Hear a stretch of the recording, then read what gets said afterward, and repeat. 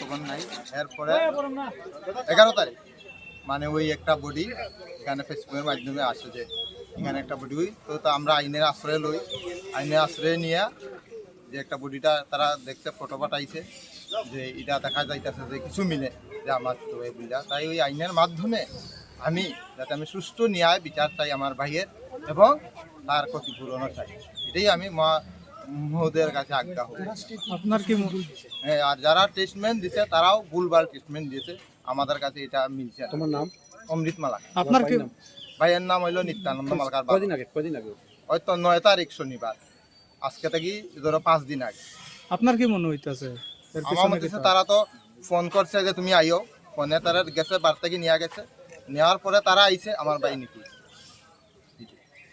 তারা কি আমি আইনের মাধ্যমে আপনারা জিজ্ঞাসা করছিলেন বিচার চাই এবং আমার যে ক্ষতিপূরণ চাই আমি আইনের না না এরারে কি আপনি জিজ্ঞাসা করছিলেন ওই দুইটা ছেলে যে তার লগে আসলো কই আছে না? তারা কিন্তু আমরা দেখাও করে নাই।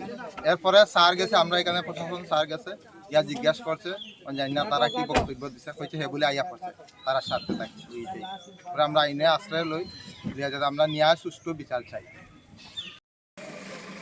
আমাদের কাছে গত 11 তারিখ একটা রিপোর্ট কমপ্লেন আসে যে নিত্যানন্দ মালাকার নামে একজন দুর্গাপুর বাড়ি 15 নম্বর ওয়ার্ড উনি মিসিং আছেন।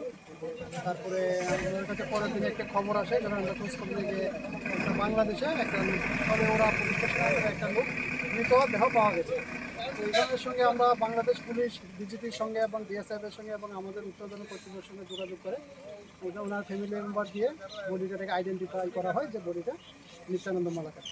সেই মোতাবেক আমরা অফিসিয়াল কমিউনিকেশন করার পর আমাদের এখানে যে এক্সিকিউটিভ ম্যাজিস্ট্রেট স্যার আছে সবারই প্রেজেন্সে আইনি প্রক্রিয়া শেষ করার পরে আজকে আমরা বাংলাদেশ পুলিশের থ্রুতে বডিটা আমরা ইন্ডিয়াতে আজকে রিসিভ করে ওনাদের পরিবারের হাতে তুলে দিই।